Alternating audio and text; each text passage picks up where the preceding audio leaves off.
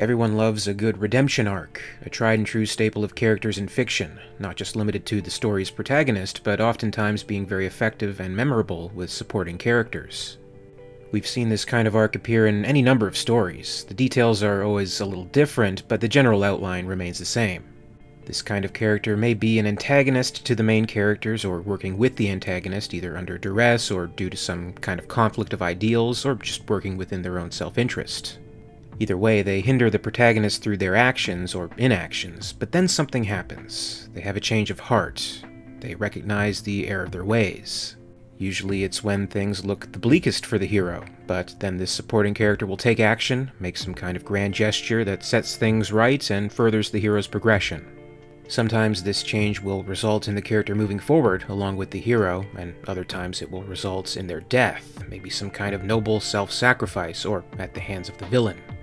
Whatever the case may be, if done well, this character redeems themselves and their past actions, in not only the eyes of the hero, but in our eyes as the audience.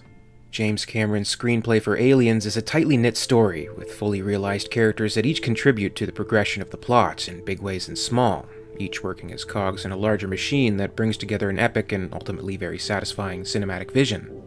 There are specific intentions behind these characters, and they're written and performed so well that it's nearly impossible to leave the experience without an opinion on their place in the story.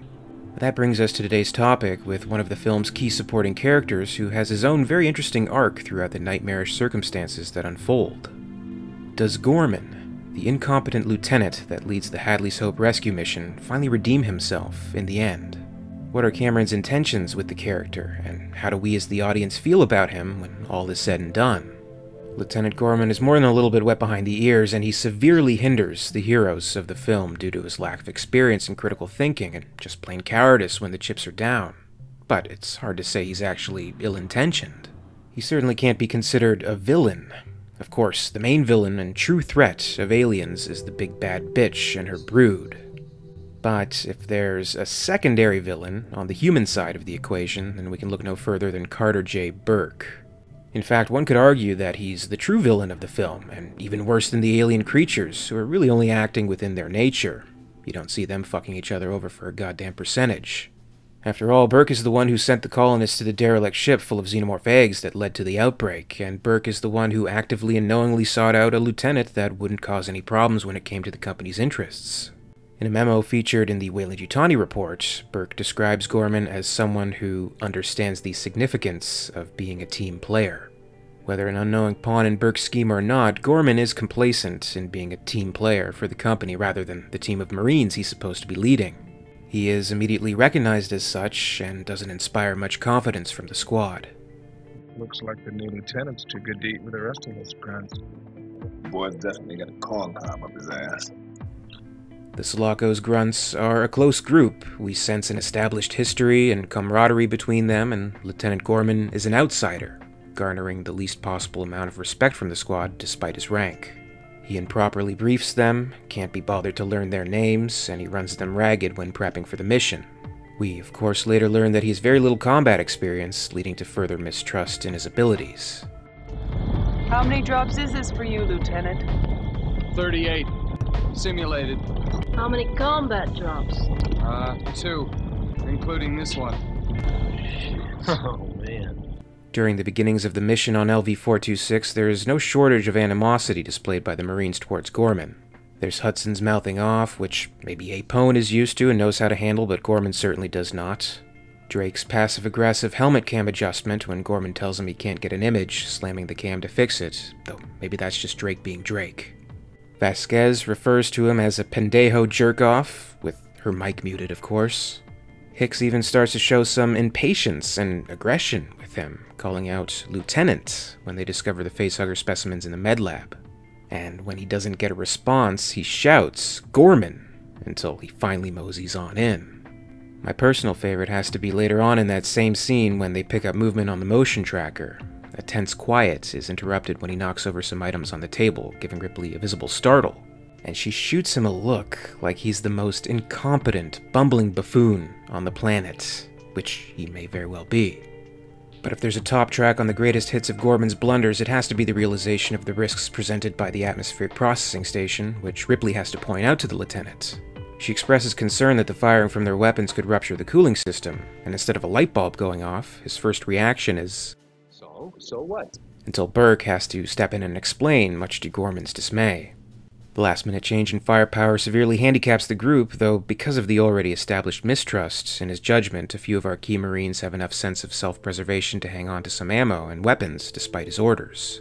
Maybe it was a doomed, unwinnable situation, and they were being sent in like lambs to the slaughter either way, but if not for Ripley's observation, it could have been adios muchachos a whole lot sooner.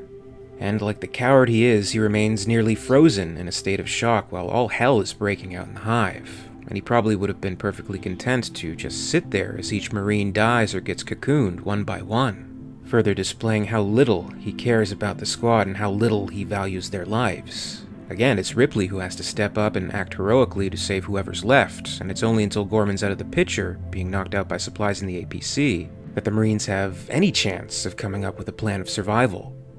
An interesting side note, in the script and novelization of Aliens, Gorman is actually stabbed in the shoulder by a tail of an alien that rips through a gun hatch in the APC, which renders him unconscious. Either way, Gorman is out of the picture for a large portion of the events that follow. When he finally awakes, there's no vying for power or an attempt to regain command over the mission. If that itself isn't redeeming, then at least it's a good enough display of common sense. In fact, he makes an attempt to apologize to Ripley, and in further expansions from the novel version of that scene, a fair enough case is made for the lieutenant. No time to waste on useless apologies. Besides, what had happened wasn't entirely Gorman's fault. Blame for the fiasco beneath the atmosphere processing station needed to be apportioned among whoever had been foolish or incompetent enough to have put him in command of the relief team. Gorman's lack of experience aside, no amount of training could have prepared anyone for the actuality of the aliens. How do you organize combats along accepted lines of battle with an enemy that's as dangerous when it's bleeding to death as it is when it's alive? From that point forward, he definitely works with the group instead of against them. He helps save Ripley from the facehugger attack, he takes a stand fighting against the aliens when they break into operations, and he very nearly makes it out through the vent shafts to the landing field. However, he hears Vasquez's cries of pain when she's burned by the acid of killed xenomorphs and makes the decision to go back to try to help, knowing full well the risks of this act. But it was the growth of this character, this guy who earlier would have left the entire squad to die, goes back for one fallen Marine. "We don't leave our people behind," she once said, and that is the lesson Gorman learns. That is his redemption arc, his atonement for his past mistakes. But James Cameron doesn't let the character off that easy, does he? The two are cornered by aliens, out of ammunition, and Gorman opts to set off the remaining grenades rather than being killed by the beasts or taken to the hive as hosts. They're both killed in the ducts, taking out a fair amount of aliens with them, but the blast is also what causes Newt to fall down the chute and into the sewers below. They were so close. They were about to make it out, but Gorman had to go and screw that up too, hindering them even further. Obviously, the crowning achievement of Aliens is the face-off between Ripley and the Queen, and if it weren't for Newt's fall and subsequent capture, that wouldn't have taken place, and we wouldn't have the incredible last act of the movie, of course. But there are a million different conceits that could have made that possible. I think it was pretty intentional on Cameron's part that even in a heroic, redemptive act, even in death, Gorman causes problems for everyone. He just can't seem to get anything right, not even his own redemption. While I'm glad he did the right thing and went back for Vasquez at the cost of his own life, I can't say that at the end of it all he's an admirable character. But I do feel pity for him, and I think he's a more complex character than given credit for. He's in over his head, he's trying to command the mission to the best of his abilities, failing miserably in doing so, but ultimately making the right choices.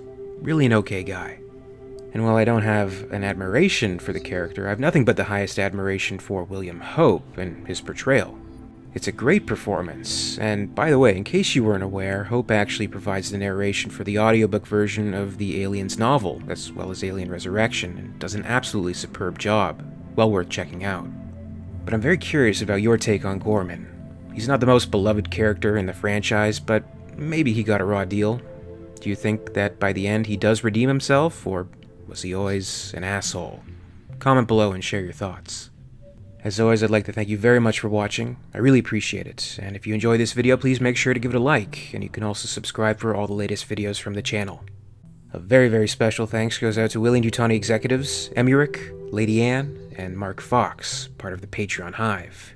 If you'd like to join the Hive and support the channel, check out my Patreon page for exclusive posts and contests. In the meantime, you can catch up with Alien Theory over social media. Follow @alien_theory on Twitter and @alientheoryyt on Facebook and Instagram for more. And until next time, this is Alien Theory, signing off.